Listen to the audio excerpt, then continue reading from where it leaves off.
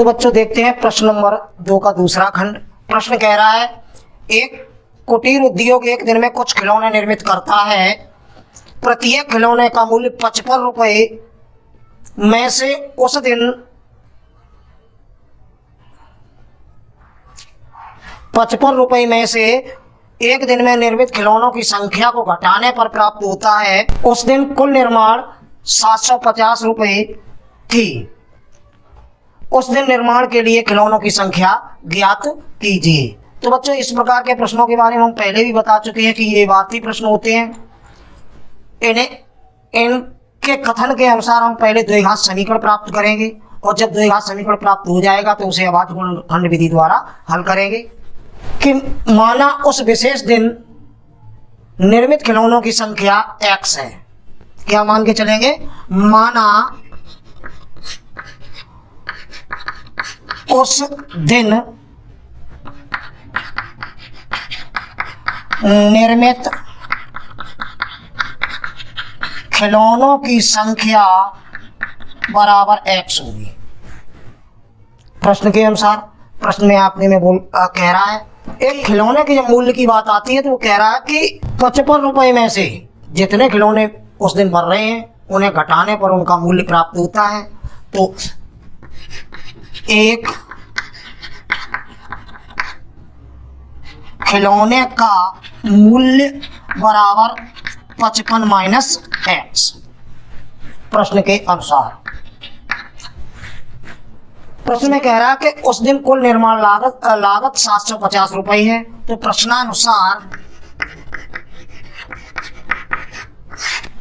खिलौनों की संख्या हमारी x थी और एक खिलौनों का मूल्य x माइनस एक खिलौने का मूल्य 55 माइनस x है बराबर 750। तो इस प्रकार बच्चों हम जब इसका x का गुणा करेंगे तो 55x माइनस x स्क्वायर बराबर 750। एक्स स्क्वायर को धनात्मक रखना है तो ये सारी संख्या उधर जाएंगी तो समीकरण हमारा हो जाएगा एक्स स्क्वायर माइनस 55x और प्लस 750 इजिकल टू 0। तो इस प्रकार बच्चों जब हमने प्रश्न के कथन के अनुसार उस दिन निर्मित खिलौनों की संख्या को x माना और प्रश्न के अनुसार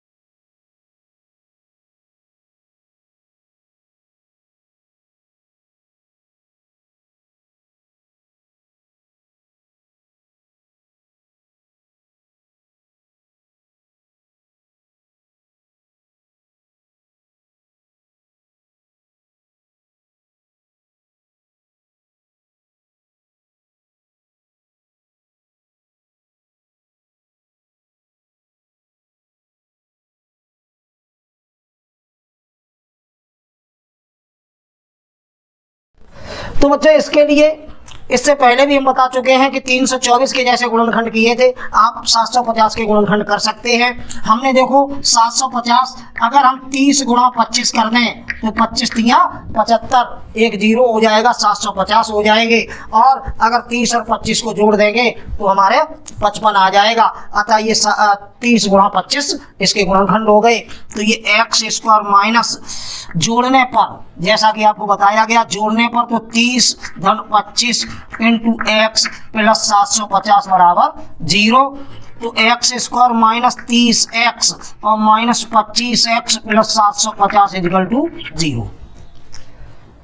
x कॉमन ले लो तो x माइनस 30 और माइनस 25 कॉमन ले लो तो x माइनस 30 इजिकल टू 0 हो जाएगा। तो हमने अब दोनों में से x माइनस 30 कॉमन ले लो तो x माइनस 25 इजिकल टू 0 आ जाएगा। ठीक उसी प्रकार बच्चों पहले हमने पहला ब्रैकेट लिया तो x माइनस 30 बराबर 0 तो x बराबर आपका 30 आ जाएगा और जब x माइनस 25 बराबर 0 होगा तब x की वैल्यू 25 हो जाएगी। तो बच्चों जैसा कि प्रश्न में पूछ रहा था कि उस दिन निर्मित खिलौनों की संख्या ज्ञात कीजिए, दोनों ही उत्तर आपके धनात्मक है अतः दोनों ही उत्तर हो सकते हैं। तो हम लिख सकते हैं अतः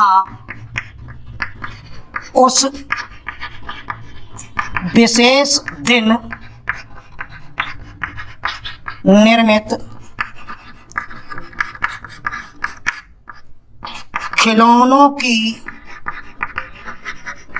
संख्या बराबर 30 या 25, दोनों में से दोनों ही हो सकती हैं प्रश्न के अनुसार। तो इस प्रकार आपने बच्चों प्रश्न नंबर 2 का दूसरा पार्ट देखा।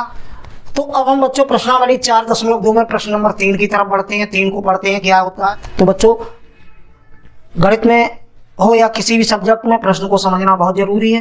प्रश्न आपका कह रहा है कि ऐसी दो संख्याएं ज्ञात कीजिए जिनका योग तो 27 है और गुणनफल 182 है। तो हम मान के चलेंगे, माना पहली संख्या बराबर x और दूसरी संख्या बराबर 27 माइनस x, क्योंकि आपके प्रश्न में कह रहा था कि ऐसी दो संख्याएं ज्ञात कीजिए जिनका योग 27 है। उन दोनों संख्याओं अगर पहली हमने x मान ली है तो दूसरी 27 में से उतनी ही कम हो जाएगी।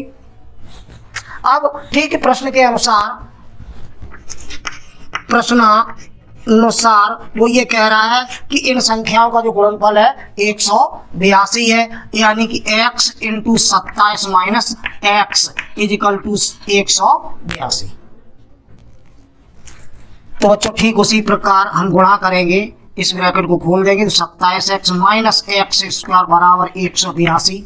एक्स स्क्वायर को धनात्मक रखना है, इसलिए हम इसे आगे उधर लेके चलेंगे तो x square minus 27x plus 182 equal to 0। तो बच्चों हमें एक्स स्क्वायर को धनात्मक रखना था, तो हमने ये दोनों पद पक्षांतर कर दिए हैं। इन दोनों पदों के चिन्ह परिवर्तन हो गया। तो हमने ये देखा कि हमारा समीकरण एक्स स्क्वायर माइनस 27x और प्लस 182। अब प्रश्न के अनुसार 182 एकन 182 के ऐसे गुणनखंड करेंगे कि जोड़ने पर 27 मिल जाए। तो आप चाहें तो इनके गुणनखंड कर सकते हैं। 182 की यदि गुणनखंड की बात करते हैं तो इकाई का अंक 2 है, अतः ये 2 से विभाजित हो जाएगा। 9 दूनी 18 और 2 एकन 2। 91 7 से विभाजित होगा, 13 सत्ते 91 और 13 से ही विभाजन होगा, 13 एकन 13। तो बच्चों हमने इस प्रकार देखा कि 2 गुणा 7 गुणा 13 आपके गुणनखंड आए। तो हमें इन्हें इस प्रकार व्यवस्थित करना है कि जोड़ने पर 27 मिल जाए। तो हमारा तभी मिलेगा कि 7 दूनी 14 और ये 13 और 14 का अगर गुणा करें तो गुणनफल हमारा 182 होगा। और 14 और 13 को हम जोड़ते हैं तो हमारे प्रश्न के अनुसार 27 हमें जोड़ने पर प्राप्त होता है। अतः इसके गुणनखंड जो होंगे 182 के वे 14 गुणा 13 होंगे। तो हमने एक्स स्क्वायर माइनस जोड़ने पर तो 14 धन 13 into x plus 182 equal to 0, जैसा कि और प्रश्नों में करते आए हैं। इस ब्रैकेट को खोलेंगे, ब्रैकेट से पहले माइनस का चिन्ह है इसलिए चिन्ह परिवर्तन हो जाएगा। तो आपका ये आगे मिलेगा कि x square minus 14 x minus 13 x plus 182 equal to 0। इस प्रकार हमने देखा कि हमारे 4 पद प्राप्त हो गए। पहले 2 पद से हमने देखा तो x कॉमन आ रहा है, तो पहले पद से x शेष बचेगा और माइनस दूसरे पद से 14। तीसरे और चौथे पद की बात करते हैं तो माइनस 13 कॉमन आएगा। x ब्रैकेट से पहले माइनस का चिन्ह है अतः चिन्ह परिवर्तन होगा और 13 का भाग 182 में 14 बार जाएगा इजिकल टू 0। तो अब x माइनस 14 या दोनों पदों से कॉमन ले लें तो x माइनस 13 इजिकल टू 0 होगा। तो इस प्रकार बच्चों हमने देखा कि इसके 2 मान निकल के आए। तो पहला ब्रैकेट जब हम लेंगे तो x माइनस 14 इजिकल टू जब 0 होगा तब x बराबर 14 हो जाएगा, और जब x माइनस 13 इजिकल टू 0 होगा तब x बराबर 13 आ जाएगा। अतः दोनों ही संख्याएं हो सकती हैं। जब पहली संख्या हमारी 14 होगी तो दूसरी 13 होगी, और जब पहली संख्या हमारी 13 होगी तो दूसरी 14 होगी। तो हम इस प्रकार लिख सकते हैं, अतः जब पहली संख्या बराबर 13 तो दूसरी संख्या बराबर 14 होगी, और जब पहली संख्या 14 होगी तब दूसरी संख्या आपकी 13 होगी। तो इस प्रकार आपने प्रश्नावली 4.2 का प्रश्न नंबर 3 देखा। चौथा प्रश्न एक्सरसाइज के तौर पर इसी प्रश्न नंबर 3 की तरह आप उसे हल करेंगे।